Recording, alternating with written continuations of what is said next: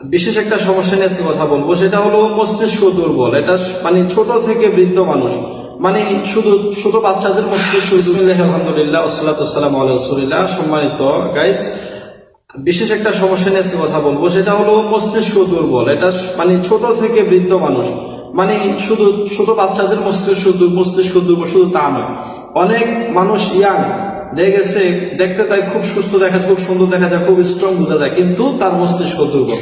আপনি সকালে একটা জিনিস কোথায় রাখছেন, বিকালে আপনার মনে নেই, বিকালে রাখলেন রাত্রে মনে নেই, আপনি রাখছেন এক জায়গায় খুঁজতেছেন আরেক জায়গায়। এই যে আপনার মস্তিষ্ক দুর্বল। মস্তিষ্ক কি দুর্বল হওয়ার কারণে আপনার এটা মনে থাকে না, এটা স্মরণ থাকে না। স্মরণ শক্তি যাদের মানে লোপ পেতে থাকে বা স্মরণ শক্তি কমে যায়, তাদের জন্য এই চিকিৎসাটা।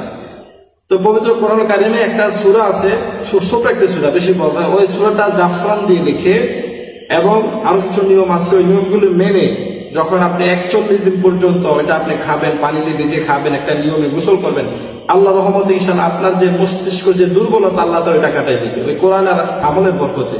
তো সম্মানিত ভাইয়েরা, এই সমস্যাটা আমাদের ঘরে ঘরে, অনেক বাচ্চাদের মস্তিষ্ক পড়ালেখা মনে থাকে না, অনেক বৃদ্ধ বাবারা আছে দেখা গেছে তার বাড়ি কোনটা তার এটাও মনে থাকে না, রাস্তায় গেছে সে অন্য বাড়িতে ঢুকতেছে, তার ঘর কোনটা সে চিনতেছে না। ইনশাআল্লাহ এই আমলগুলি আপনারা নিলে আমার মধ্যে ঠিক হয়ে যায়।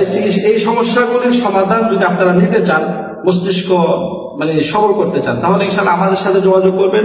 আমাদের পেজে নাম্বার দেওয়া আছে এবং আমাদের পেজটা ফলো দিয়ে রাখবেন প্রতিদিন নতুন নতুন ভিডিও পাওয়ার জন্য। ঠিক আছে, আসসালামু আলাইকুম।